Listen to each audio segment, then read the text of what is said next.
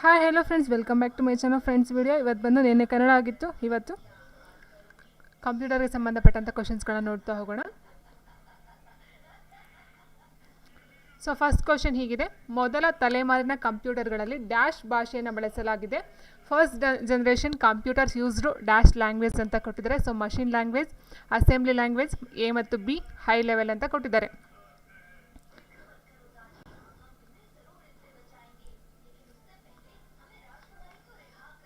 So ನೋಡಿ, ಇಲ್ಲಿ ಮೊದಲ ತಲೆಮಾರಿನ ಕಂಪ್ಯೂಟರ್ ಅಂತ ಹೇಳಿದಾಗ ಈಗ ಇರ್ತಕ್ಕಂಥದ್ದು ಟೋಟಲ್ ಆಗಿ 6 ಜನರೇಷನ್ ಇಟ್ ಮೀನ್ಸ್ 6 ತಲೆಮಾರುಗಳಲ್ಲಿ ಇರ್ತಕ್ಕಂಥದ್ದು ಇವಾಗ.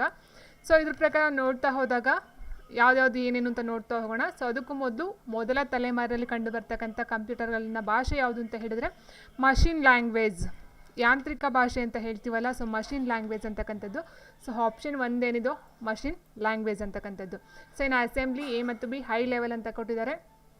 ಸೊ ಇದು ಮೊದಲ ತಲೆಮಾರಲ್ಲಿ ಕಂಡು ಬರ್ತಕ್ಕಂಥದ್ದಲ್ಲ. ಮಷಿನ್ ಅಂತ ಹೇಳಿದ್ರೆ ಯಾಂತ್ರಿಕ ಭಾಷೆ ಅಂತ ಹೇಳ್ತೀವಿ. ಯಂತ್ರ, ಮಷಿನ್, ಯಾಂತ್ರಿಕ ಭಾಷೆ. ಸೊ ನೋಡಿ ಇಲ್ಲಿದೆ ನೋಡಿ, ಮೊದಲನೇ ತಲೆಮಾರು, ಎರಡನೇ ತಲೆಮಾರು, it means first generation, second generation ಅಂತ ಹೇಳ್ತಾ ಹೋಗ್ತೀವಿ. ಸೊ ಇಲ್ಲಿ ಫಸ್ಟ್ ಜನರೇಷನ್ ಅಂತ ಹೇಳಿದಾಗ ನಿರ್ವಾತ ನಳಿಕೆ ಅಂತ ಹೇಳ್ತೀವಿ. ನಿರ್ವಾತ ನಳಿಕೆ, ವ್ಯಾಕ್ಯೂಮ್ ಟ್ಯೂಬ್ಸ್ ಅಂತ ಹೇಳ್ತೀವಿ. ಸೊ ಇದು ಬಂದು ಯಾಂತ್ರಿಕ ಭಾಷೆಯಲ್ಲಿ ಇರ್ತಕ್ಕಂಥದ್ದು. ಇದು ವಿಜ್ಞಾನ ಕ್ಷೇತ್ರಕ್ಕೆ ಯೂಸ್ ಮಾಡ್ಕೊಳ್ತಕ್ಕಂಥದ್ದು. ಆ್ಯಂಡ್ ಎರಡನೇ ಜನರೇಷನ್ ಅಂತ ಹೇಳಿದಾಗ 1956ರಿಂದ 65ರವರೆಗೆ ಟ್ರಾನ್ಸಿಸ್ಟರ್. ಸೊ ನಿರ್ವಾತ ನಳಿಕೆ, ವ್ಯಾಕ್ಯೂಮ್ ಟ್ಯೂಬ್ಸು. ಎರಡನೇದು ಬಂದು ಟ್ರಾನ್ಸಿಸ್ಟರು. ಸೊ ಇದು ಬಂದು ಜೋಡಣಾ ಭಾಷೆ. ನಾವು ಹೇಳಿದ್ವಲ್ಲ ಎರಡನೇದು ಅಸೆಂಬ್ಲಿ. ಸೊ ಇದು ಬಂದು ಜೋಡಣಾ ಭಾಷೆ. ಆ್ಯಂಡ್ ನೆಕ್ಸ್ಟ್ ಬಂದು ಮೂರನೇ ಜನರೇಷನ್ ಅಂತ ಹೇಳಿದಾಗ 1966ರಿಂದ 75 ಐಸಿಗಳು. ಇದು ಬಂದು ಉನ್ನತ ಭಾಷೆ. ಸೊ ನೆಕ್ಸ್ಟು ಹೈ ಲೆವೆಲ್ ಭಾಷೆ ಅಂತ ಹೇಳ್ತೀವಿ. ಆ್ಯಂಡ್ ನೆಕ್ಸ್ಟ್ ಬಂದು ನಾಲ್ಕನೇ ಜನರೇಷನ್ ಅಂತ ಹೇಳಿದಾಗ 1976ರಲ್ಲಿ ಕಂಡು ಬರ್ತಕ್ಕಂಥದ್ದು ಮೈಕ್ರೋ ಪ್ರೊಸೆಸರ್. ಸೊ ಇದು ಬಂದು ಉನ್ನತ ಭಾಷೆ. ಸೊ ಉನ್ನತ ಭಾಷೆ ಅಂತ ಹೇಳಿದ್ರೆ ಹೈ ಲೆವೆಲ್ ಲ್ಯಾಂಗ್ವೇಜ್ ಅಂತ ಹೇಳ್ತೀವಿ. ಇದು ಬಂದು ಪರ್ಸ್ನಲ್ ಕಂಪ್ಯೂಟರ್ ಯೂಸ್ ಮಾಡ್ತಕ್ಕಂಥದ್ದು. ಆ್ಯಂಡ್ 5ನೇ ಪ್ರಸ್ತುತವಾದ 5ರಲ್ಲಿ 6 ಬಂದಿದೆ ಆಲ್ರೆಡಿ, 6ನೇ ಜನರೇಷನ್ ಆಗಿರ್ತಕ್ಕಂಥದ್ದು. ಸೊ 5ನೇ ಜನರೇಷನ್ ಅಂತ ಹೇಳಿದ್ರೆ ಮೈಕ್ರೋ ಪ್ರೊಸೆಸರ್ ಅಂತಕ್ಕಂಥದ್ದು. ಸೊ ಇದು ಬಂದು ಉನ್ನತ ಭಾಷೆಯಲ್ಲಿ ಕೃತಕ ಬುದ್ಧಿಮತ್ತೆ, ಐಕ್ಯೂ ಅಂತ ಹೇಳ್ತೀವಿ. ಸೊ ಇಲ್ಲಿ ಯೂಸ್ ಮಾಡ್ತಕ್ಕಂಥದ್ದು. ಸೊ ಇಷ್ಟು ಬಂದು 5ನೇ ಜನರೇಷನ್ಗಳು. ಸೊ ಇಷ್ಟು ನೋಡ್ತಾ ಹೋಗಿ. ಸೊ ಫಸ್ಟ್ ಬಂದು ನಿರ್ವಾತ ನಳಿಕೆ ಅಥವಾ ಫಸ್ಟ್ ಜನರೇಷನ್ ಬಂದು ಯಾಂತ್ರಿಕ ಭಾಷೆ, machine level language. And second ಬಂದು ಟ್ರಾನ್ಸಿಸ್ಟರ್ ಬಂದು ಜೋಡಣಾ ಭಾಷೆ ಅಥವಾ ಅಸೆಂಬ್ಲಿ ಲೆವೆಲ್ ಲ್ಯಾಂಗ್ವೇಜ್ ಅಂತ ಹೇಳ್ತೀವಿ. ಆ್ಯಂಡ್ ನೆಕ್ಸ್ಟ್ ಬಂದು ಮೂರನೇ ಜನರೇಷನ್ನು, 4ನೇದು, 5ನೇದು ಮತ್ತು ಈಗ 6 ಪ್ರಸ್ತುತ ಇರ್ತಕ್ಕಂಥ 6, ಅದು 4 ಬಂದು ಉನ್ನತ ಭಾಷೆ, ಹೈ ಲೆವೆಲ್ ಲ್ಯಾಂಗ್ವೇಜು ಇರ್ತಕ್ಕಂಥದ್ದು. ಸೊ ಹಾಗಾಗಿ answer option 1 machine language. Okay. So and next question. And next question ಹೀಗಿದೆ: USB ಎಂಬುದು ಡ್ಯಾಶ್ ಅಂತ ಕೊಟ್ಟಿದ್ದಾರೆ. ಸ್ಟೋರೇಜ್ ಡಿವೈಸ್, ಪ್ರೊಸೆಸರ್, ಪೋರ್ಟ್ನ ವಿಧ, ಸೀರಿಯಲ್ ಬಸ್, ಸ್ಟ್ಯಾಂಡರ್ಡ್ ಅಂತ ಕೊಟ್ಟಿದ್ದಾರೆ. USB ಇದು ಎಂಬುದು ಸ್ಟೋರೇಜ್ ಡಿವೈಸಾ, ಸ್ಟೋರೇಜ್ ಮಾಡ್ತಕ್ಕಂಥದ್ದ, ಅಥವಾ ಪ್ರೊಸೆಸರಾ, ಅಥವಾ ಪೋರ್ಟ್ನ ವಿಧಾನ, ಅಥವಾ ಸೀರಿಯಲ್ ಬಸ್, ಸ್ಟ್ಯಾಂಡರ್ಡ್ ಅಂತ ಕೊಟ್ಟಿದ್ದಾರೆ.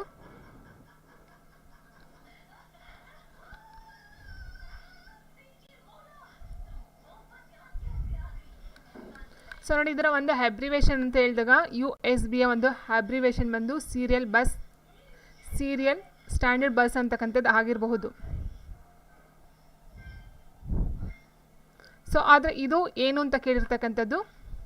ಸೊ ಇದು ಒಂದು ಪೋರ್ಟ್ನ ವಿಧ ಅಥವಾ ಪೋರ್ಟ್ ಟೈಪ್ ಅಂತ ಹೇಳ್ತೀವಿ. Option C. So processor storage device ಅಲ್ಲ, ಇದು ಸ್ಟೋರೇಜ್ ಮೆಮೊರಿ ಡಿವೈಸ್ ಬರ್ತಕ್ಕಂಥದ್ದಲ್ಲ. ಸೊ ಪ್ರೊಸೆಸರು ಅಲ್ಲ, ಇದು ಪೋರ್ಟ್ನ ವಿಧ ಇದು ಒಂದು. ಸೊ ನೀವು ಹೇಳ್ತಾ ಇರೋದು USB ಅಂತ ಹೇಳಿದ್ರೆ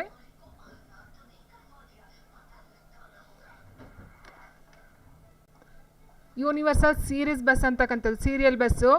ಸೊ ಆಪ್ಷನ್ ಡಿ ಬರೋದಿಲ್ಲ, ಸೀರಿಯಲ್ ಬಸ್ ಸ್ಟ್ಯಾಂಡರ್ಡ್ ಬರಲ್ಲ. So USB means universal serial bus ಅಂತಕ್ಕಂಥದ್ದು. ಸೊ ಆಪ್ಷನ್ ಡಿ ಬರೋದಿಲ್ಲ.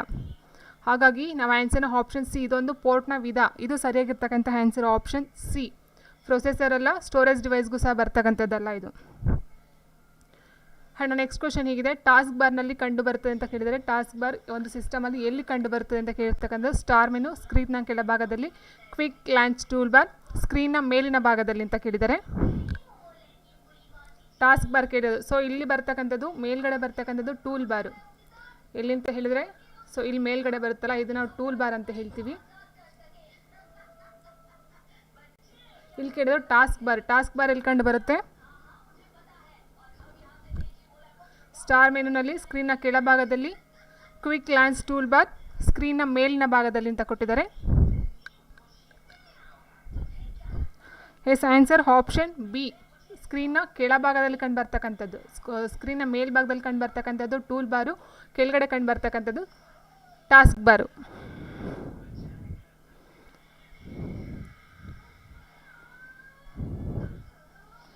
ಆ್ಯಂಡ್ ನೆಕ್ಸ್ಟ್ ಕ್ವೆಶನ್ ಹೀಗಿದೆ, MS ವರ್ಡ್ನಲ್ಲಿ ಪ್ಯಾರಾಗ್ರಾಫ್ಗಾಗಿ ಡಿಫಾಲ್ಟ್ ಜೋಡಣೆ ಯಾವುದಾಗಿರುತ್ತದೆ ಅಂತ ಕೇಳಿದರೆ,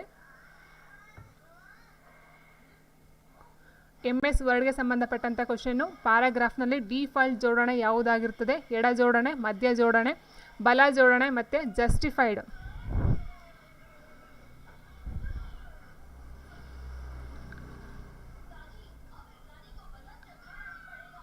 ಎಸ್ ಆನ್ಸರ್ ಆಪ್ಷನ್ ಒಂದು, ಎಡ ಜೋಡಣೆ, ಲೆಫ್ಟ್ ಅಲೈನ್ಡ್ ಅಂತಕ್ಕಂಥದ್ದು. ಸೊ ಇವೆಲ್ಲ ಎಕ್ಸಾಮಲ್ಲಿ ಕೇಳಿರ್ತಕ್ಕಂಥ ಕ್ವಶನ್ಸ್ಗಳು. MS ವರ್ಡ್ನಲ್ಲಿ ಡಾಕ್ಯುಮೆಂಟ್ನಲ್ಲಿ ಕೊನೆಯ ಸಾಲಿಗೆ ಹೋಗಲು ಬಳಸುವ ಶಾರ್ಟ್ಕಟ್ ಕೀ ಯಾವುದು? In MS word shortcut key to go to last line to in the document.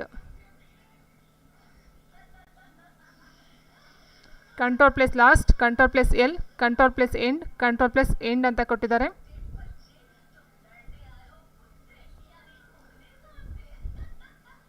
S answer control plus end, option C.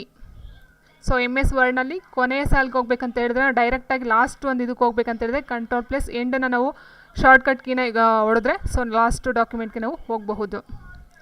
And next, ಎಕ್ಸೆಲ್ನಲ್ಲಿ ಸಕ್ರಿಯ ಕೋಶವನ್ನು ಯಾವ ರೀತಿ ಸೂಚಿಸಲಾಗುತ್ತದೆ?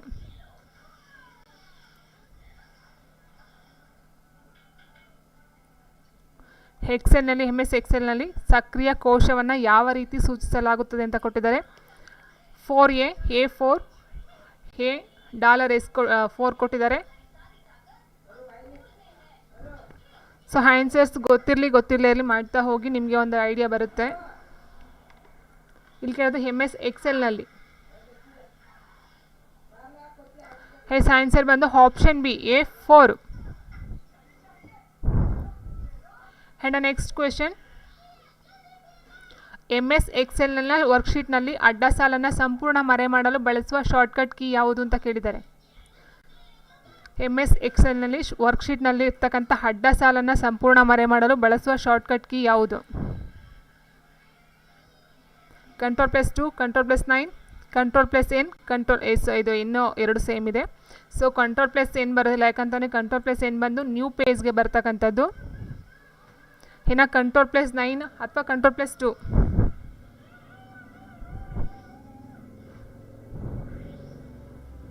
S answer option 2, control plus 9. Shortcut ಕೀಸ್ಗಳನ್ನ ಸಹ ನೋಡ್ಕೊಳ್ತಾ ಹೋಗ್ಬೇಕಾದ್ರೆ MS Word, MS PowerPoint ಮತ್ತು MS ಎಕ್ಸೆಲ್ದು ಮತ್ತು ಕಾಮನಾಗಿ ಬೇಸಿಕ್ಕಾಗಿ ಬರ್ತಕ್ಕಂಥವು. ಆ್ಯಂಡ್ ನೆಕ್ಸ್ಟ್ ಕ್ವಶನ್, ನಿಮ್ಮ ಪ್ರೆಸೆಂಟೇಷನ್ನಲ್ಲಿ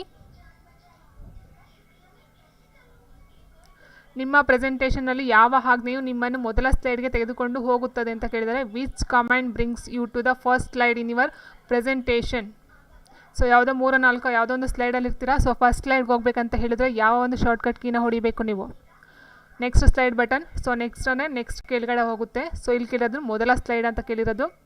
ಪೇಜ್ ಅಪ್ಪು ಅಂದರೆ ಮೇಲ್ಗಡೆ ಅಪ್ಪು ಪೇಜ್ಗೆ ಹೋಗುತ್ತೆ ಅಂತಕ್ಕಂಥದ್ದು. Control plus home, control plus end. Yes option C, very good answer option C, control plus home ಅಂತ ಹೇಳಿದರೆ ಸೊ ಫಸ್ಟ್ ಸ್ಲೈಡ್ ಏನಿರುತ್ತೋ ಸೊ ಅದಕ್ಕೆ ಹೋಗ್ತಕ್ಕಂಥದ್ದು.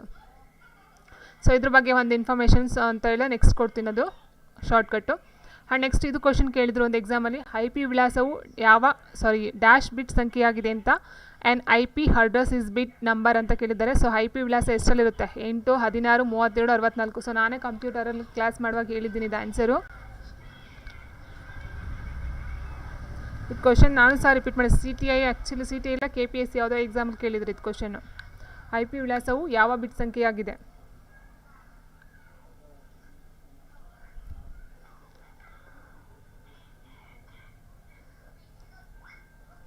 ಸೊ ನೋಡಿ ಇಲ್ಲಿ IP ಅಂತ ಹೇಳಿದ್ರೇನು? ಇಂಟಲೆಕ್ಚುಯಲ್ ಪ್ರಾಪರ್ಟಿ ಅಂತ ಹೇಳ್ತೀವಿ. Intellectual property. ಸೊ ಇದರ ಒಂದು IP ವಿಳಾಸದ ಒಂದು ಬಿಟ್ ಅಂತ ಹೇಳಿದರೆ 32 ಬಿಟ್ಗಳು, option C. Okay, so and next question.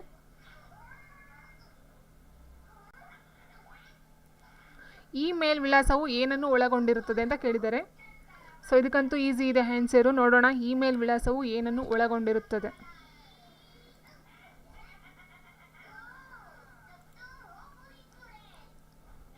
S, email ವಿಳಾಸ ಅಂದರೆ ನಿಮ್ಗೆ ಗೊತ್ತಿರುತ್ತೆ, ಯಾಕಂದರೆ ನಿಮ್ಮದೇ ಒಂದು ಇಮೇಲ್ ID ಇರುತ್ತೆ ಅಲ್ವಾ. ಸೊ ಬಳಕೆದಾರ ಹೆಸರಿನ ನಂತರ ಡೊಮೇನ್ ಹೆಸರು, ಡೊಮೇನ್ ಹೆಸರಿನ ನಂತರ ಬಳಕೆದಾರರ ಹೆಸರು, ಬಳಕೆದಾರ ಹೆಸರು ನಂತರ ಅಂಚೆ ವಿಳಾಸ, ಬಳಕೆದಾರರ ಹೆಸರು ನಂತರ ರಸ್ತೆ ವಿಳಾಸ. ಸೊ ಆನ್ಸರ್ ಕೊಡಿ, ಇದು ಗೊತ್ತಿರ್ತಕ್ಕಂಥದ್ದು. ಎಲ್ಲರೂ ಸಹ ಇಮೇಲ್ ಗೂಗಲ್ ಅಕೌಂಟ್ ಇದ್ದೇ ಇರುತ್ತೆ.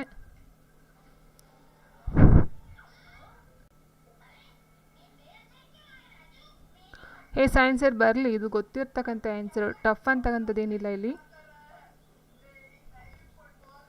ಸೊ ನೋಡಿ, ಇಲ್ಲಿ ಇಮೇಲ್ ವಿಳಾಸ ಏನಿರುತ್ತೆ ಅಂತ ಹೇಳಿದ್ರೆ ಫಸ್ಟು ಬಳಕೆದಾರ ಹೆಸರಿರುತ್ತೆ, ನಂತರ ಡೊಮೈನ್ ಹೆಸರಿರುತ್ತೆ. ಫಾರ್ ಎಕ್ಸಾಂಪಲ್ ನಾನು ಹೇಳಿದಾಗೆ ನಮ್ಮ ಒಂದು ಇದು ತೊಗೊಂಡಾಗ ನಮ್ಮ ಹೆಸರು ತೊಗೊಳ್ತೀವಿ, ಸೌಮ್ಯ, ಸೌಮ್ಯ 234 ಏನೋ ಇದಿದೆ, ಆ್ಯಂಡ್ ಅಟ್ ಬರುತ್ತೆ.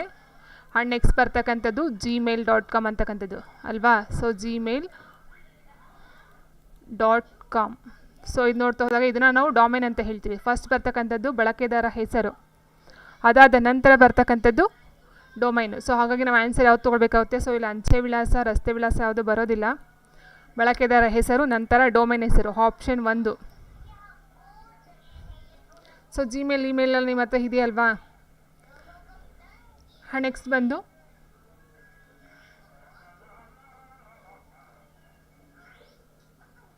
ಜಂಕ್ ಇಮೇಲನ್ನು ಈ ರೀತಿ ಸಹ ಕರೆಯಲಾಗುತ್ತದೆ. ಸೊ ಇದು ಸಹ ಎಕ್ಸಾಮಲ್ಲಿ ಕೇಳಿದರು. ಜಂಕ್ ಇಮೇಲನ್ನು ಏನಂತ ಕರೀತಾರೆ? So spam, option A spam ಅಂತ ಕರೀತಾರೆ. ಸೊ ತುಂಬ ಇದು ಆಲ್ರೆಡಿ ಸುಮಾರು ಸರಿ ಬಂದಿರತಕ್ಕಂಥ ಕ್ವಶನ್ ಅದು. ನೆಕ್ಸ್ಟ್ UPI ಅನ್ನು ಪ್ರಾರಂಭಿಸಿದವರು ಯಾರು ಅಂತ ಕೇಳಿದರೆ, UPI ನಿಮ್ಗೆ ಗೊತ್ತಿರಬಹುದು, unified payments interface. It means ಇದು ಮೊಬೈಲ್ಗಳೆಲ್ಲ ಈಗ ಆ್ಯಪಲ್ಲೆಲ್ಲ ಇದು ಮಾಡಿಕೊಂಡು ಅಮೌಂಟ್ ಟ್ರಾನ್ಸ್ಫರ್ ಮಾಡೋದಕ್ಕೆ ಯೂಸ್ ಮಾಡ್ತಾರೆ. ಯುನಿಫೈಡ್ ಪೇಮೆಂಟ್ಸ್ ಇಂಟರ್ಫೇಸ್ ಇದನ್ನು ಲಾಂಚ್ ಮಾಡ್ತಕ್ಕಂಥವ್ರು NPCI. RBI ಎಲ್ಲ IFSC ಬರಲ್ಲ, USSD ಬರೋದಿಲ್ಲ, NPCI. It means national payments corporation of India ಅಂತಕ್ಕಂಥ ಒಂದು ಬ್ಯಾಂಕ್ ಇದರಲ್ಲಿ ಅಡಿಯಲ್ಲಿ ಈ ಒಂದು UPIನ ಲಾಂಚ್ ಮಾಡಿರ್ತಕ್ಕಂಥದ್ದು. So and next question. Microsoft Word 2007 ಮತ್ತು ಮೈಕ್ರೋಸಾಫ್ಟ್ ಎಕ್ಸೆಲ್ 2007 ಫೈಲ್ಗಳ ಡಿಫಾಲ್ಟ್ ವಿಸ್ತರಣೆಗಳನ್ನು ಕೇಳಿದ್ದಾರೆ. ಸೊ ಇದು ಸಹ ನಾನು ಫುಲ್ ಇದನ್ನೇ ಕೊಟ್ಟಿದ್ದೀನಿ, ಫೈಲ್ ವಿಸ್ತರಣೆಗಳನ್ನ ಫುಲ್ ಇದನ್ನೇ ಕೊಟ್ಟಿದ್ದೀನಿ. ಸೊ ಆನ್ಸರ್ ನೋಡೋಣ ಯಾರ್ಯಾರು ಕಳಿಸ್ತಾರೆ ಅಂತ.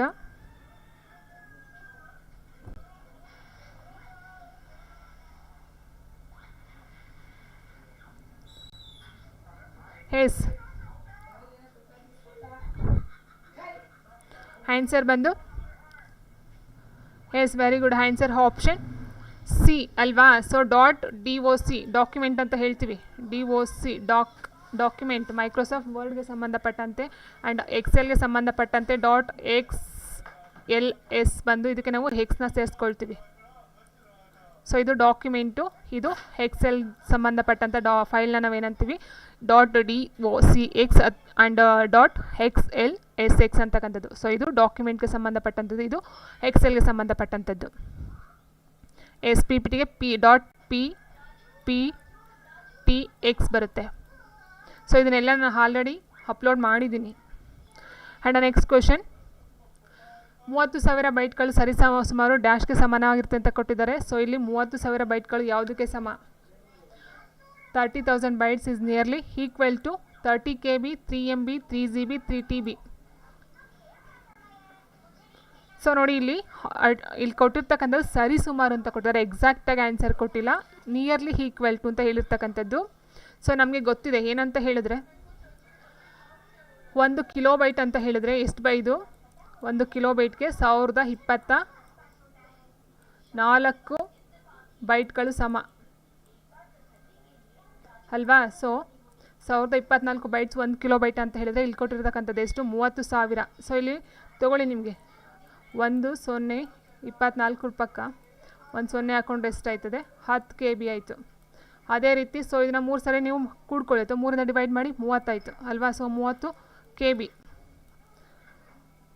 ಅಲ್ಲೇ ಸಿಕ್ತು ನೋಡಿ ಆನ್ಸರು. ಎಕ್ಸಾಕ್ಟಾಗಿ ಹೇಳಿಲ್ಲ, ನಿಯರ್ಲಿ ಈಕ್ವಲ್ ಅಂತ ಹೇಳಿದ್ದಾರೆ. ಸೊ ಹಾಗಾಗಿ ನಾವೇನು ಮಾಡ್ತೀವಿ, 1 KBಗೆ 1024 ಆದರೆ 10 KBಗೆ ಎಷ್ಟಾಗುತ್ತೆ, 10,240 ಆಯಿತು. ಸೊ ಇದನ್ನು 3ಯಿಂದ ಮಲ್ಟಿಪ್ಲೈ ಮಾಡ್ಕೊಳ್ಳಿ. ಇಂಟು 3 ಮಾಡಿದ್ರೆ 30 ಆಯಿತು. ಇದನ್ನು ಇಂಟು 3 ಮಾಡಿದ್ರೆ 3 0 0 3 4 12 3 7 6 1 7 0 3. ಸೊ ಅಲ್ಲಿಗೆ 30,720 ಆಯಿತು ನೋಡಿ 30 KBಗೆ. ಸೊ ಇನ್ನು ಇದೆಲ್ಲ ದೊಡ್ಡದಾಗುತ್ತೆ ಬಿಡಿ, 3 MB ಅಂತ ತೊಗೊಂಡು ಇನ್ನೂ ತುಂಬ ಹೊರಟೋಗುತ್ತೆ. So 1 KB is equal to 1024 KB is equal to 1 MB. So ತುಂಬ ದೊಡ್ಡದಾಗೋಯ್ತದೆ, ಇದೆಲ್ಲ ಇನ್ನೂ ಜಾಸ್ತಿನೇ ಆಗ್ತಕ್ಕಂಥದ್ದು. ಸೊ ಆನ್ಸರ್ ಬಂದು option A 30 KB. And next question, escape ಕೀಲಿಯ ಕಾರ್ಯ ಏನು ಅಂತ ಕೇಳಿದ್ರೆ, the function of escape key is to end the action, to go to the last action, to repeat the last action, to begin the action. So escape ಅಂತಕ್ಕಂಥದ್ದು ಲಾಕೋ ಇರುತ್ತೆ ಇದರಲ್ಲಿ. So ಅದರ ಒಂದು ಫಂಕ್ಷನ್ ಅಥವಾ ಅದರ ಒಂದು ಕಾರ್ಯ ಏನು ಅಂತ ಕೇಳಿದ್ದಾರೆ ಇಲ್ಲಿ. Yes answer end. Yes to end the action. Option 1 ಏನಿದೆ, ಸೊ ಟು ಎಂಡ್ ದ ಆ್ಯಕ್ಷನ್ನ ಎಂಡ್ ಮಾಡ್ತಕ್ಕಂಥದ್ದು, ಎಂಡ್ಗೆ ಹೋಗ್ತಕ್ಕಂಥದ್ದು. ಆ್ಯಂಡ್ ನೆಕ್ಸ್ಟು ಬಿಗಿನ್ ಎಲ್ಲಿ ಬರುತ್ತೆ, ಬಿಗಿನ್ ಎಂಡ್ ಅಂತ ಹೇಳಿದ್ರೆ ಎಸ್ಕೇಪ್ ಅಂದರೆ ಲಾಸ್ಟ್ ಕೊನೆ ಎಸ್ಕೇಪ್ ಆಗ್ತಕ್ಕಂಥದ್ದು. ಆ್ಯಂಡ್ ನೆಕ್ಸ್ಟ್ ಕ್ವೆಶನ್ ಹೀಗಿದೆ, ನಾವು ಫ್ಲಾಫಿಯಲ್ಲಿರುವ ಫೈಲ್ಗಳನ್ನು ಅಳಿಸಲು ಪ್ರಯತ್ನಿಸಿದಾಗ ಏನಾಗುತ್ತದೆ ಅಂತ ಕೇಳಿದರೆ, what happens when we try to delete the files on the floppy. ಫೈಲ್ಗಳು ರೀಸೈಕಲ್ ಬಿನ್ಗೆ ಸ್ಥಳಾಂತರವಾಗುತ್ತವೆ. The files get move to the recycle bin. ಫ್ಲಾಫಿಯಲ್ಲಿರುವ ಫೈಲ್ಗಳನ್ನು ಅಳಿಸಲಾಗುವುದಿಲ್ಲ. Files on a floppy cannot be deleted. ಫೈಲ್ಗಳನ್ನು ಅಳಿಸಲಾಗುತ್ತದೆ ಮತ್ತು ರೀಸೈಕಲ್ ಬಿನ್ನಿಂದ ಪುನಃ ಮರುಸ್ಥಾಪಿಸಬಹುದು. The files get deleted and can be restored again from recycle bin ಅಂತ ಹೇಳಿದರೆ ಮತ್ತೆ ಅದನ್ನು ರೀಸೈಕಲಿಂದ ಮತ್ತೆ ಸ್ಟೋರ್ ಮಾಡ್ತಕ್ಕಂಥದ್ದು ಮಾಡಬಹುದು ಅಂತ ಹೇಳಿದ್ದಾರೆ. ಆ್ಯಂಡ್ ಫೈಲ್ಗಳು ಅಳಿಸಲ್ಪಡುತ್ತವೆ ಮತ್ತು ಮತ್ತೆ ಮರುಸ್ಥಾಪಿಸಲು ಸಾಧ್ಯವಿಲ್ಲ. It means cannot be restored again. So ಏನಂತ ಹೇಳ್ಬಹುದು ಆನ್ಸರು,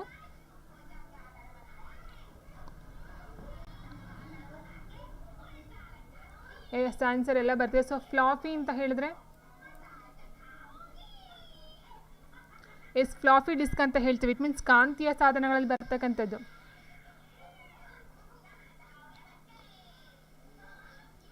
ಎಸ್ ಆನ್ಸರ್ ಬಂದು ಹೇಳಿ ಕರೆಕ್ಟಾಗಿ ಸಿ ಎ ಎಲ್ಲ ಬರ್ತಿದೆ. ಸಿ ಅಂತ ಹೇಳ್ತಿದ್ದಾರೆ. ಸೊ ಫೈಲ್ಗಳನ್ನು ಅಳಿಸಲಾಗುತ್ತೆ ಮತ್ತು ರೀಸೈಕಲ್ ಬಿನ್ನಿಂದ ಪುನಃ ಮರುಸ್ಥಾಪಿಸಬಹುದು ಅಂತ ಕೊಟ್ಟಿದ್ದಾರೆ.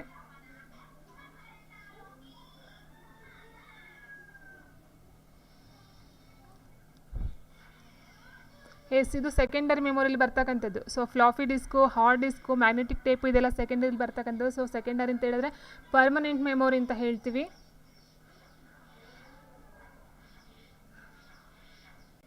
ಎಸ್ ಹೌದು, ಅದು 1.44 ಓಕೆ, ಪರ್ಮನೆಂಟ್ ಓಕೆ. ಬಟ್ ಇಲ್ಲಿ ಆನ್ಸರ್ ಹೇಳಿ ಆಪ್ಷನ್ ಯಾವುದು?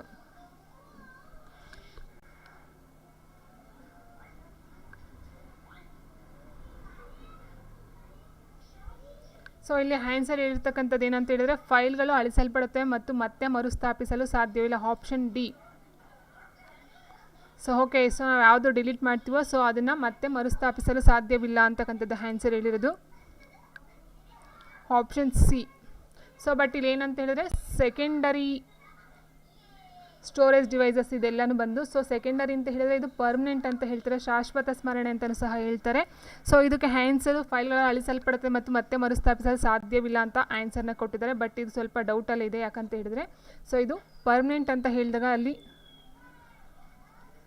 ಅಳಿಸಬಹುದು ಮತ್ತು ಮತ್ತೆ ಮರುಸ್ಥಾಪಿಸಲು ಸಾಧ್ಯವಿಲ್ಲ ಅಂತಕ್ಕಂಥದ್ದು ಆನ್ಸರು.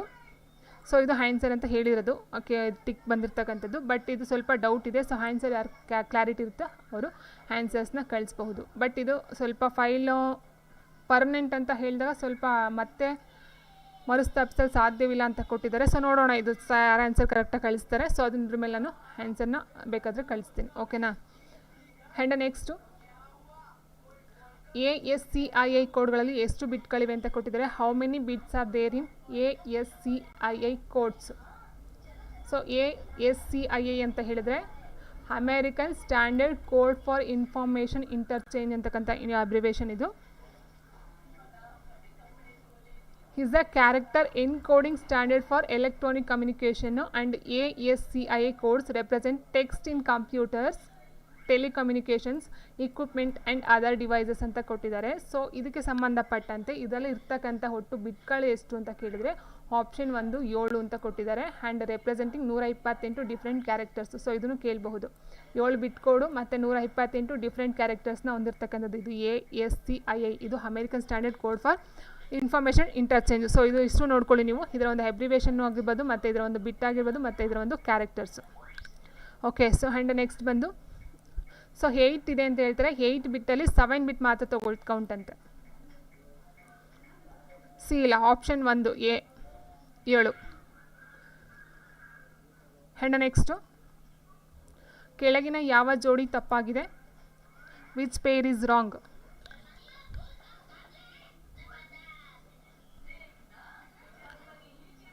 ಸೊ ನೋಡಿ, ಇಲ್ಲಿ 1 KB = 1024 ಬೈಟ್ಸ್ ಅಂತ ಕೊಟ್ಟಿದ್ದಾರೆ. 1 GB 1024 KB, 1 EB = 1024 PB, 1 YB = 1024 ZB. So ನೋಡಿ, ಇಲ್ಲಿ 1 KB ಬಂದು 1024 ಬೈಟ್ಸ್. ಇದು ಕರೆಕ್ಟಾಗಿರ್ತಕ್ಕಂಥದ್ದು, ನಮ್ಗೆ ಗೊತ್ತಿದೆ. ಸೊ ತುಂಬ ಎಲ್ಲೋ ಗೊತ್ತಿರ್ತಕ್ಕಂಥ, ಜಾಸ್ತಿ ಕೇಳಿರ್ತಕ್ಕಂಥದ್ದು. ಆ್ಯಂಡ್ ನೆಕ್ಸ್ಟು 1 GB = 1024 KB ಏನು ಕೊಟ್ಟಿದ್ದಾರೋ. ಸೊ ಇಲ್ಲಿ ನಾವು ನೋಡ್ತಾ ಹೋದಾಗೆ 1024 KB ಬಂದು 1 ಮೆಗಾಬೈಟ್.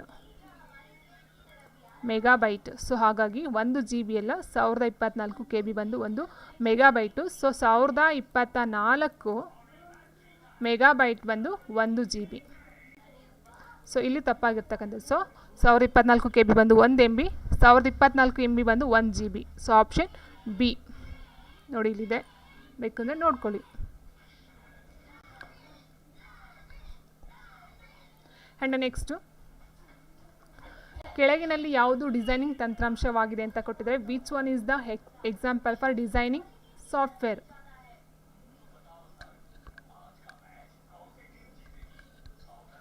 ಸೊ ಡಿಸೈನಿಂಗ್ ತಂತ್ರಾಂಶವಾಗಿದೆ. ಸೊ ನಾನು ಹೇಳಿದ್ದೆ ಲಾಸ್ಟ್ ಒಂದಿದ್ರಲ್ಲಿ MS ಆಫೀಸು, ಫೋಟೋಶಾಪು ಮತ್ತು ಕೋರಲ್ ಡ್ರಾ. ಸೊ ಅಪ್ಲಿಕೇಶನ್ ಸಾಫ್ಟ್ವೇರಲ್ಲಿ ಬರ್ತಕ್ಕಂಥದ್ದು ಈ 3 ಅಂತ. MS Office, Photoshop, Corel Draw, ಇದು 3 ಒಂದು ಅಪ್ಲಿಕೇಶನ್ ಸಾಫ್ಟ್ವೇರಲ್ಲಿ ಬರ್ತಕ್ಕಂಥದ್ದು. ಸೊ ನೋಡಿ, ಇಲ್ಲಿ ಕೇಳಿರೋದೇನು? ಡಿಸೈನಿಂಗ್ ತಂತ್ರಾಂಶ. ಸೊ MS ಆಫೀಸ್ ಅಂತ ಹೇಳಿದ್ರೆ MS ಆಫೀಸ್ ಬಂದು MS ಎಕ್ಸೆಲ್ಲು, ವರ್ಡು ಮತ್ತು ಡಾಕ್ಯುಮೆಂಟ್, ಇದು PPT. ಸೊ ಅದು ಟೆಕ್ಸ್ಟ್ ಮತ್ತು ಒಂದು ಎಡಿಟ್ಗೋಸ್ಕರ ಬರ್ತಕ್ಕಂಥದ್ದು. ಫೋಟೋಶಾಪ್ ಬಂದು ಫೋಟೋಗಳ ಇಮೇಜ್ಗೋಸ್ಕರ ಬರ್ತಕ್ಕಂಥದ್ದು. ಇನ್ನು ಕೋರಲ್ ಡ್ರಾ ಬಂದು ಇದು ಡಿಸೈನ್ ಸಾಫ್ಟ್ವೇರ್ ಆಗಿರ್ತಕ್ಕಂಥದ್ದು. Option D. ಸೊ ಆನ್ಸರ್ ಬಂದು option D, Corel draw.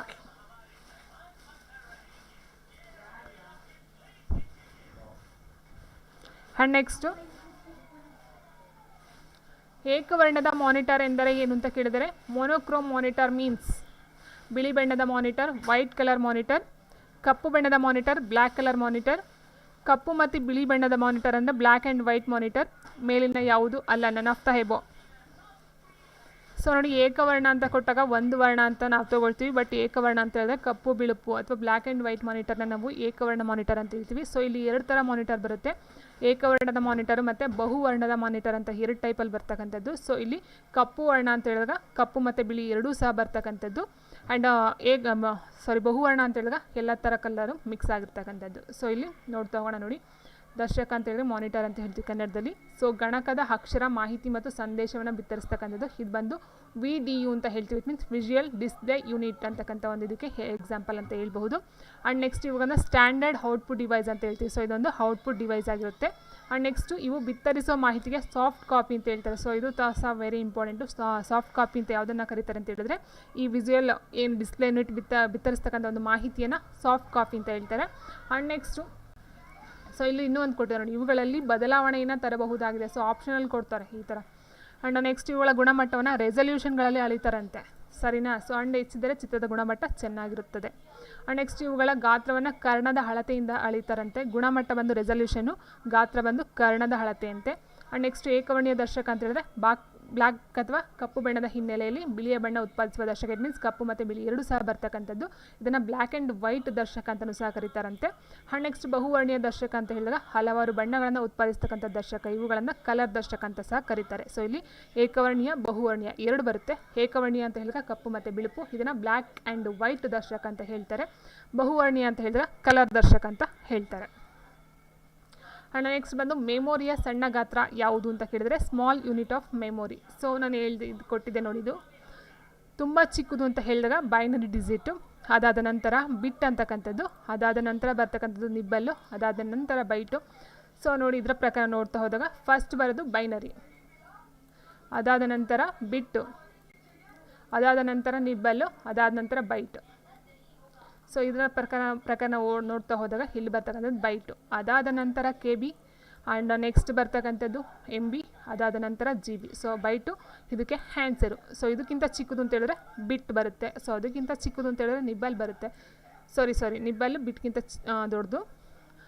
First ಬರ್ತಕ್ಕಂಥದ್ದು ಬೈನರಿ ತುಂಬ ಚಿಕ್ಕದು, ಅದಾದ ನಂತರ BIT ಬಿಟ್ ಅಂತ ಕೊಟ್ಟರೆ ನೀವು ಇದನ್ನೇ ಆನ್ಸರ್ ಮಾಡಬೇಕಾಗುತ್ತೆ. ಸೊ ಇದು ಕೊಡಲಿಲ್ಲ ಅಂದಾಗ ಬೈಟು. ಆ್ಯಂಡ್ ನೆಕ್ಸ್ಟು ಯಾವುದೇ ಎಕ್ಸಾಮಲ್ಲಿ ಕೇಳಿದರೆ ಇದರ ಒಂದು ಬೈನರಿ ಡಿಜಿಟು ಸಹ ಕೇಳ್ತಾರೆ, ಇದನ್ನು ಸಹ ನೋಡ್ಕೊಳ್ಳಿ. ಆ್ಯಂಡ್ ನೆಕ್ಸ್ಟು MS Excelನಲ್ಲಿ ಸೂತ್ರವು ಆರಂಭವಾಗುವುದು ಡ್ಯಾಶ್ ಚಿಹ್ನೆಯಿಂದ ಕೊಟ್ಟಿದ್ದಾರೆ.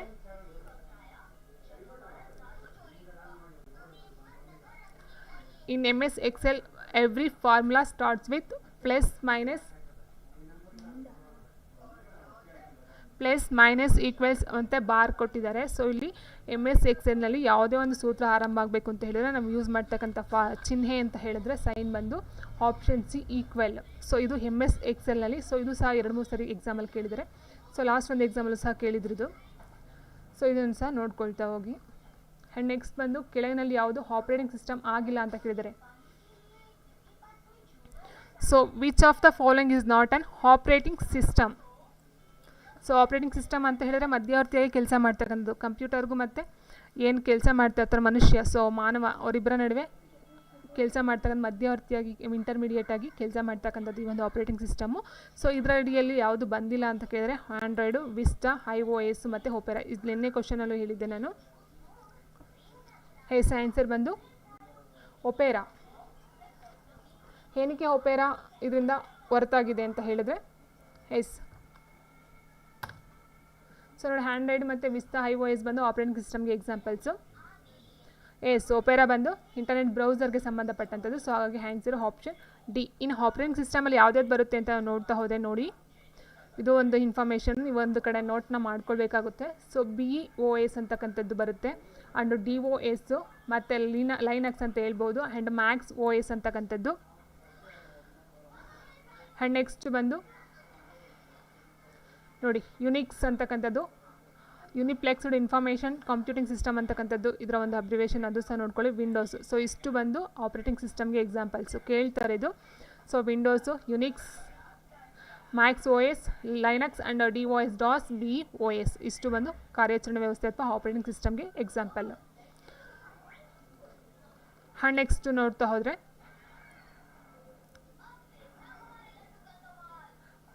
ನುಡಿ ತಂತ್ರಾಂಶ ಎಂಬುದು ಡ್ಯಾಶ್ ತಂತ್ರಾಂಶ ಅಂತ ಕೊಟ್ಟಿದ್ರೆ Nudi software is a dash software application ಸಿಸ್ಟ್ ಸಿಸಿನ ಟೋಪೋಗ್ರಫಿನ ಮೇಲೆ ಯಾವುದು ಅಲ್ಲ ಅಂತ ಹೇಳಿದರೆ. ಸೊ ನೋಡಿ ಇಲ್ಲಿ ಅಪ್ಲಿಕೇಶನ್ ಸಾಫ್ಟ್ವೇರ್ಗೆ ಬರೋದಿಲ್ಲ, ಇದು ಅಪ್ಲಿಕೇಶನ್ ಅಲ್ಲ. ಸೊ ಅಪ್ಲಿಕೇಶನ್ ಸಾಫ್ಟ್ವೇರ್ ನಾನು ಹೇಳಿದಾಗ MS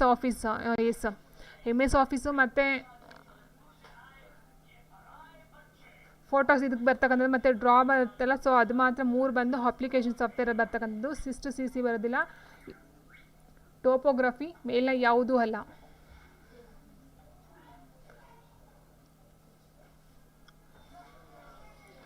ಆನ್ಸರ್ ಆಪ್ಷನ್ A. ಎಸ್ಸನ್ನು ಕೊಟ್ಟಿದ್ದಾರೆ, ಪಕ್ಕ ಎಸ್. ಆಪ್ಷನ್ A ಅಪ್ಲಿಕೇಶನ್, ಇದೊಂದು ಅಪ್ಲಿಕೇಶನ್ ತಂತ್ರಾಂಶ, ಅಪ್ಲಿಕೇಶನ್ ಸಾಫ್ಟ್ವೇರ್ ಅಂತ ಹೇಳಬಹುದು. Option A. Yes, very good. So ಕೆಲವರೆಲ್ಲ C ಹಾಕಿದ್ದಾರೆ. ಸೊ A ಅಲ್ಲ ಅಂದ ತಕ್ಷಣ ಸೊ ಆನ್ಸರ್ ಬಂದು ಆಪ್ಷನ್ A ಅಪ್ಲಿಕೇಶನ್ ಸಾಫ್ಟ್ವೇರ್ ಆಗಿರುತ್ತೆ. ಆ್ಯಂಡ್ ನೆಕ್ಸ್ಟ್ ಕ್ವೆಶನ್, MS ಎಕ್ಸೆಲ್ನಲ್ಲಿ ಸೆಲ್ ಎಡಿಟ್ಗಾಗಿ ಯಾವ ಶಾರ್ಟ್ಕಟ್ ಕೀಯನ್ನು ಬಳಸಲಾಗುತ್ತದೆ ಅಂತ ಕೊಟ್ಟಿದ್ದಾರೆ. In MS Excel which shortcut key for cell editing. So ನೋಡಿ F4, F2, F5 and F9 ಅಂತ ಕೊಟ್ಟಿದ್ದಾರೆ. ಸೊ ನೋಡ್ತಾ ಹೋದರೆ ಆನ್ಸರು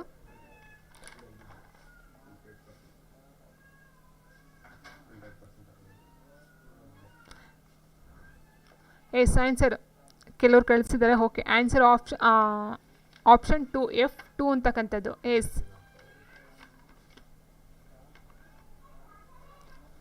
ಸೊ ಇದು ನಾನು ಸುಮಾರು ಸಾರಿ ಹೇಳಿದ್ದೀನಿ, ಇದಕ್ಕೆ ಸಂಬಂಧಪಟ್ಟಂತೆ ತುಂಬ ಸಾರಿ ಕೊಟ್ಟಿದ್ದೀನಿ ಆ್ಯಂಡ್ ಫಂಕ್ಷನ್ಸ್ ಕೀಗಳನ್ನು ಸಹ ಹಾಕಿದ್ದೀನಿ.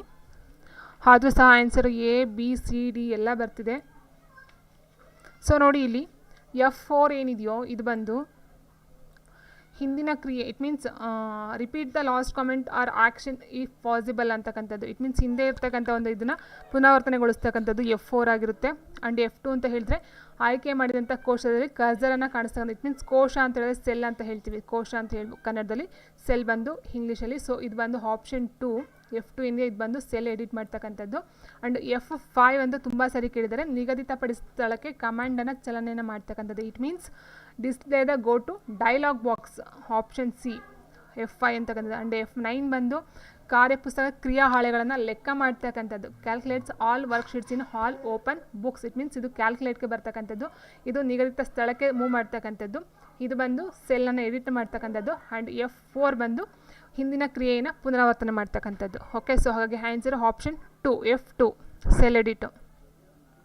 ಆ್ಯಂಡ್ ನೆಕ್ಸ್ಟ್ ಕ್ವೆಶನ್, JPEGಯ ವಿಸ್ತೃತ ರೂಪ ಏನು? Extend form of JPEG is joint photographic export group, joint polar export group, joint photographic excel group, none of the ಹೆಬೋ.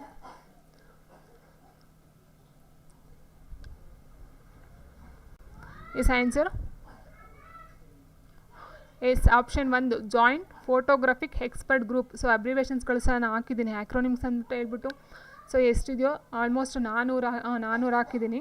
So ಯಾರೆಲ್ಲ ನೋಡಿಲ್ಲ ನೋಡ್ಕೊಂಡು ಬನ್ನಿ. Option A joint photographic expert group. And next question, portrait ಮತ್ತು landscape ಎಂಬುದು ಏನು ಅಂತ ಕೇಳಿದರೆ. So portrait and landscape are page orientation, ಪೇಜ್ನ ಗಾತ್ರ, ಪೇಜ್ ಲೇಔಟ್, ಮೇಲಿನ ಎಲ್ಲವೂ.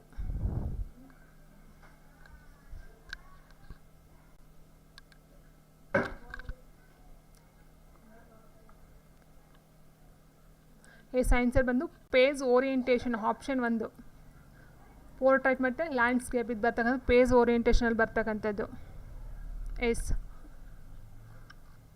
ಆ್ಯಂಡ್ ನೆಕ್ಸ್ಟ್ ಕ್ವೆಶನ್ ಹೀಗಿದೆ ನೋಡಿ, 6.0ನಲ್ಲಿ ಸ್ಕಂದಶ್ರೀ ಎಂದು ಬರೆಯಲು ಬಳಸುವ ಕೀಗಳು ಯಾವುವು ಅಂತ ಕೇಳಿದರೆ. ಸೊ ಇದು Kannada typing. What are the keys use to write Skandashri in Nudi 6.0. So ನಾನು ಹೇಳಿದಾಗೆ ಸ್ಕಾ ಅಂತ ಹೇಳಿದಾಗ ಸಾ ಬರ್ತಕ್ಕಂಥದ್ದು ಸ್ಮಾಲ್ ಲೆಟರ್ ಎಸ್ಸು. ಈ ಶಾ ಏನಾರ ಬಂದರೆ ನಿಮಗೆ ಬಿಗ್ ಲೆಟರ್ ಎಸ್ ಬರಬೇಕು. ಮೂರನೇ ಸಾಗೆ ಸ್ಮಾಲ್ ಲೆಟರ್ ಎಸ್ ಬರಬೇಕು. ಸೊ ಹಾಗಾಗಿ ಆಪ್ಷನ್ ಬಿ ತಪ್ಪಾಗುತ್ತೆ. ಅದಾದ ನಂತರ ಬರ್ತಕ್ಕಂಥ ಒತ್ತಕ್ಷರ ಇದೆಯಲ್ವಾ, ಸೊ ಹಾಗಾಗಿ ಸ್ಮಾಲ್ ಲೆಟರ್ F ಬರಬೇಕು. ಬಿಗ್ ಲೆಟರ್ F ಬಂದರೆ ಹರ್ಕವತ್ ಬರ್ತಕ್ಕಂಥದ್ದು. ಸೊ ಸ್ಮಾಲ್ ಲೆಟರ್ F ಅಂತ ಹೇಳಿದ್ರೆ ಒತ್ತಕ್ಷರಕ್ಕೆ ಬರ್ತಕ್ಕಂಥದ್ದು. ಸೊ ನೋಡಿ, ಸೊ ಇದು ಹೋಯ್ತು. ಆ್ಯಂಡ್ ನೆಕ್ಸ್ಟು ಕೆಗೆ ಏನು ಬರಬೇಕು? ಕಾ ಬರಬೇಕು. Small letter K. So small letter ಇದು ಬರುತ್ತೆ, ಬಿಗ್ ಲೆಟರ್ಗೆ ಈ ಕಾಗೆ ಬಿಗ್ ಲೆಟರ್ ಬರ್ತಕ್ಕಂಥದ್ದು. ಸೊ ಹಾಗಾಗಿ ಇಲ್ಲಿ ಬರ್ತಕ್ಕಂಥದ್ದು ಕೆ. ಓಕೆ, ಎರಡೂ ಇದೆ. ಆ್ಯಂಡ್ ನೆಕ್ಸ್ಟ್ ಏನಿದೆಯೋ 0 ಏನಿದೆಯೋ 0ಗೆ ನೋಡ್ತಾ ಹೋದಾಗ 0ಗೆ ಬಂದು ಬಿಗ್ ಲೆಟರ್ ಎಮ್ ಬರುತ್ತೆ. ಮಾಗೆ ಬರ್ತಕ್ಕಂಥದ್ದು small letter M. Okay, so ಹಾಗಾಗಿ ಇಲ್ಲಿ ಹೋಯ್ತು ನೋಡಿ, ಸ್ಮಾಲ್ ಲೆಟರ್ ಎಮ್ ಇದು ಮಾ ಬರಬೇಕು, ಇದು 0 ಬರುತ್ತೆ. ಆ್ಯಂಡ್ ನೆಕ್ಸ್ಟು ದಾಗೆ ಡಿ ಸ್ಮಾಲ್ ಲೆಟರ್ ಡಿ. ಇಲ್ಲಿ ಏನಾರ ಮಹಾಪ್ರಾಣಾಕ್ಷರ ಇದ್ದರೆ ಇಲ್ಲಿ ಬಿಗ್ ಲೆಟರ್ ಬರುತ್ತೆ. ಆ್ಯಂಡ್ ಈ ಶಾಗೆ ಬಿಗ್ ಲೆಟರ್ ಎಸ್ಸು. ಆ್ಯಂಡ್ ಒತ್ತಕ್ಷರ ಇರೋದ್ರಿಂದ F ತೊಗೊಳ್ತೀವಿ, 6 ಒತ್ತಕ್ಷರ R ತೊಗೊಳ್ತೀವಿ. ಆ್ಯಂಡು ದೀರ್ಘ ಇರೋದ್ರಿಂದ ಬಿಗ್ ಲೆಟರ್ I ತೊಗೊಳ್ತೀವಿ. ದೀರ್ಘ ಇಲ್ಲ ಅಂದರೆ ಸ್ಮಾಲ್ ಲೆಟರ್ I ತೊಗೊಳ್ತಿದ್ವಿ. Option 1. And next question Nudi, 6.0ರಲ್ಲಿ ಇದೇನಿದು ಅಂತ ಕೇಳಿದ್ದಾರೆ. ಅವರೇ ಟೈಪ್ ಮಾಡಿದ್ದಾರೆ ಕನ್ನಡನ ಎಂಬ ಕೀಗಳನ್ನು ಟೈಪ್ ಮಾಡಿದಾಗ ಯಾವ ಪದ ಪಡೆಯುವಿರಿ? What word you get when you type the keys. So ಯಾವ ಒಂದು ವರ್ಡ್ ಬರುತ್ತೆ? ಸೊ ಹೆಚ್ ಅಂತ ತೊಗೊಳ್ದಾಗ ನಾವು ಇಲ್ಲಿ ಎಲ್ಲದಕ್ಕೂ ಸ್ಮಾಲ್ ಲೆಟರ್ ಹೆಚ್ ಬಂದು ಅಂತ ಬರ್ತಕ್ಕಂಥದ್ದು. ಇನ್ನು ಹೃದಯ ಇದೇನಿದೆಯೋ ಸೊ ಇದಕ್ಕೆ ಹಾರ್ ಬರುತ್ತೆ. ಸೊ ಹಾಗಾಗಿ ಇದನ್ನು ಹೃದಯ ಓಕೆ. ಆ್ಯಂಡ್ ನೆಕ್ಸ್ಟು ಡಿ ಬರ್ತಕ್ಕಂಥದ್ದು ದಾ ಓಕೆ. ಆ್ಯಂಡ್ ಯಾ ಓಕೆ. ವೈಗೆ ಯಾ ಬರುತ್ತೆ. ಹೃದಯ ಎಲ್ಲ ಸೇಮ್ ಇದೆ. ನೆಕ್ಸ್ಟ್ ಉಳಿದಿರ್ತಕ್ಕಂಥದ್ದು ಏನಿದೆಯೋ ಇದನ್ನು ನೋಡ್ತಾ ಹೋದಾಗ ಇಲ್ಲಿ ಎಸ್ ಕೊಟ್ಟಿದ್ದಾರಲ್ವಾ, ಸೊ ಬಿಗ್ ಲೆಟರ್ ಎಸ್ ಅಂತ ಹೇಳಿದಾಗ ಮೊದಲನೇ ಶಾ ಬರ್ತಕ್ಕಂಥದ್ದು. ಸೊ ಅಲ್ವಾ, ಸೊ ಎಲ್ಲಿದೆ ಶಾ, ಇಲ್ಲಿದೆ ನೋಡಿ. ಸೊ ಹಾಗಾಗಿ ಆನ್ಸರ್ ಬಂದು ಆಪ್ಷನ್ ಸಿ. ಇನ್ನು ದೀರ್ಘ ಅಂತ ಹೇಳಿದಾಗ ಬಿಗ್ ಲೆಟರ್ ಎ ಬರುತ್ತೆ. ಆ್ಯಂಡ್ ಸ್ಮಾಲ್ ಲೆಟರ್ ಎಸ್ ಬಂದು ಈ ಸಾಗಿ ಬರುತ್ತೆ. ಆ್ಯಂಡ್ ಒತ್ತಕ್ಷರ ಎಫ್. ಆ್ಯಂಡ್ ಟಿ ಒತ್ತಕ್ಷರ ತ ಆಯಿತು. ಆ್ಯಂಡ್ ಮತ್ತೆ ಇನ್ನೊಂದು ರಾಗೆ ಇನ್ನೊಂದು ಒತ್ತಕ್ಷರ ಎಫ್ ಹಾಕ್ಕೊಂಡ್ವಿ. ಸೊ ಆ್ಯಂಡ್ ಈ ಒತ್ತಕ್ಷರಕ್ಕೆ ಆರ್ ಬಂತು. So option C. And next last question Nudi 4.0ಯಲ್ಲಿ. ಸೊ ಇದು ನೋಡಿ ಯಾವುದೆಲ್ಲಾದ್ರೂ ಕೊಡಲಿ ಏನು ಪ್ರಾಬ್ಲಮ್ ಇಲ್ಲ. ಕರ್ನಾಟಕ ಎಂಬ ಶಬ್ದವನ್ನು ಟೈಪ್ ಮಾಡಲು ಬಳಸುವ ಕೀಗಳು ಯಾವುದು ಅಂತ ಕೇಳಿದರೆ so Karnataka. So Karnataka already ಬಂದಿತ್ತು ಒಂದು ಸರಿ. ಕರ್ನಾಟಕ ಪದದ ಕನ್ನಡ ರೂಪ ಸೊ ಹೇಳಿದ್ದೆ. ಸೊ ಆನ್ಸರ್ ಎಲ್ಲ ಕಳಿಸೋದು ನೋಡೋಣ. ಇದು ಲಾಸ್ಟು ಫಸ್ಟ್ ವೀಡಿಯೋದಲ್ಲೂ ಸಹ ಬಂದಿತ್ತು ಕಂಪ್ಯೂಟರ್ ಮಾಡೆಲ್ ಪೇಪರ್ 1ರಲ್ಲಿ. ನೋಡೋಣ ಲಾಸ್ಟ್ ಕ್ವೆಶನ್, ಟೈಮ್ ಆದರೂ ಪರವಾಗಿಲ್ಲ.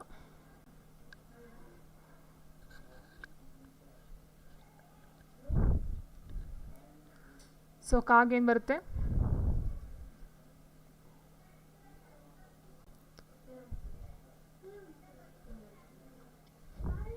ಆಪ್ಷನ್ ಬಿ ಕೊಡ್ತಾ ಇದ್ದಾರೆ ನೋಡಿ. ಇಲ್ಲಿ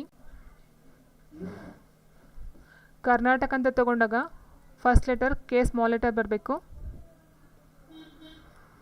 ಅದಾದ ನಂತರ ಏನು ಬರಬೇಕು, ನಾ ಅಲ್ವಾ. ಸೊ ನಾ ಬರಬೇಕು ಓಕೆ. ಎನ್ಗೆ ನಾ ಬರಬೇಕು. ಆಪ್ಷನ್ ಬಿ ತಪ್ಪು. ಸೊ ಇದು ಸಹ ತಪ್ಪಾಯಿತು. ಬಿಗ್ ಲೆಟರ್ ಏನು ಬರುವಾಗೇ ಇಲ್ಲ, ಇದು ಸಹ ಬರುವಾಗಿಲ್ಲ. ಬಿ ಮ್ಯಾಮ್ ಹೆಂಗಾಗುತ್ತೆ B ma'am. Karnataka K small letter K ಬಂತು.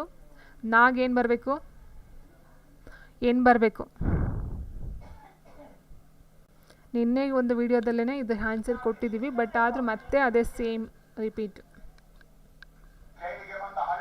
ತೆಗೆದು ನೋಡಿ ನಿನ್ನೆ ವಿಡಿಯೋನ, ಇದೇ ಸೇಮ್ ಕಂಪ್ಯೂಟರ್ ಪೇಪರಲ್ಲಿ ಕೊಟ್ಟಿದೆ ಕರ್ನಾಟಕನ ಇದನ್ನ. ಸೊ ಇಷ್ಟು ಬೇಗ ಇಲ್ಲಿಲ್ಲೇ ಮರ್ತ್ಬಿಟ್ರೆ ಹೇಗೆ. So answer option 1. ಸೊ ನೋಡಿ ಇಲ್ಲಿ ಕಾಗೆ ಸ್ಮಾಲ್ ಲೆಟರ್ ಕೆ, ಎನ್ಗೆ ಸ್ಮಾಲ್ ಲೆಟರ್ ಎನ್. ಅಂಡ್ ದೀರ್ಘ ಇದೆ ಬಿಗ್ ಲೆಟರ್ ಎ ಆಯಿತು. ಹರ್ಕವತ್ಗೆ ನಾನು ಹೇಳಿದ್ದೀನಿ ಹೊತ್ತಕ್ಷರ ಬಂದರೆ ಸ್ಮಾಲ್ ಲೆಟರ್ ಬರುತ್ತೆ, ಹರ್ಕವತ್ ಬಂದರೆ ಬಿಗ್ ಲೆಟರ್ ಅಂತ ಅಲ್ವಾ. ಬಿ ಮ್ಯಾಮ್ ಹಿಂಗೆ ಕರೆಕ್ಟು ಬಿ ಮ್ಯಾಮು. ಸೊ ಯಾವ ಕಡೆಯಿಂದ ಬಿ ಕರೆಕ್ಟು. ಆರ್ ಎಲ್ಲಿ ಬರಬೇಕಿಲ್ಲಿ, ಆರ್ ಬಂದಿದೆಯಲ್ಲ. ಸೊ ಆನ್ಸರ್ ಬಂದು ಆಪ್ಷನ್ ಎ. ಸೊ నేను ಹೇಳಿದ್ದೀನಲ್ಲ, ಸೊ ಒಂದ್ಸರಿ ತೆಗೆದು ನೋಡಿ, ಇಲ್ಲ ಅಂದರೆ ನೀವು ಕರೆಕ್ಟಾಗಿ ಒಂದ್ಸರಿ ಟೈಪ್ ಮಾಡಿ ನೋಡಿ. So option 1 ಸರಿಯಾಗಿರ್ತಕ್ಕಂಥದ್ದು. ಕೆಗೆ ಕಾ ಬಂತು, ಎನ್ಗೆ ನಾ ಬಂತು, ದೀರ್ಘ ಇರೋದ್ರಿಂದ ಎ ಬಂತು. ಆ್ಯಂಡ್ ಅರ್ಕವತ್ಗೆ ಎಫ್ ಬಂದಿದೆ, ಟಾಗೆ ಕ್ಯೂ, ಆ್ಯಂಡ್ ಕೆಗೆ ಕಾ. ಸರಿ ಎ ರಾಂಗ್ ಆದರೆ ಆನ್ಸರ್ ಏನು ಮ್ಯಾಮ್.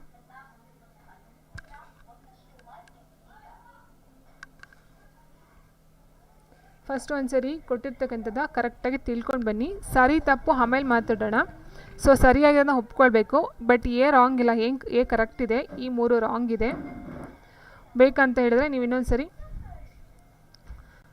ಕಡ್ಡಾಯ ಕನ್ನಡ ಪೇಪರ್ ಬಿಡಿಸಿ. ಓಕೆ, ಜಾಸ್ತಿ ಕನ್ಫ್ಯೂಸ್ ಆಗಿಬಿಡಿ. ಆಪ್ಷನ್ ಎ ಸರಿಯಾಗಿದೆ. ಸೊ ಯಾರೋ ಒಬ್ಬರು ತಪ್ಪ ಅಂತ ಹೇಳಿದ ಮಾತ್ರಕ್ಕೆ ಆನ್ಸರ್ ತಪ್ಪಾಗಿರೋದಿಲ್ಲ. ಸೊ ಇದು ಕರೆಕ್ಟಾಗಿರ್ತಕ್ಕಂಥ ಒಂದು ಫಾರ್ಮು. ಸೊ ಇದು ಬಂದು ಕಂಪ್ಯೂಟರ್ 65 ಕ್ವಶನ್ಸ್ ಕಂಪ್ಲೀಟ್ ಆಗಿದೆ. ಸೊ ಇಲ್ಲಿಗೆ ಈ ಒಂದು ವಿಡಿಯೋ ಕಂಪ್ಲೀಟ್ ಆಗ್ತಾಯಿದೆ.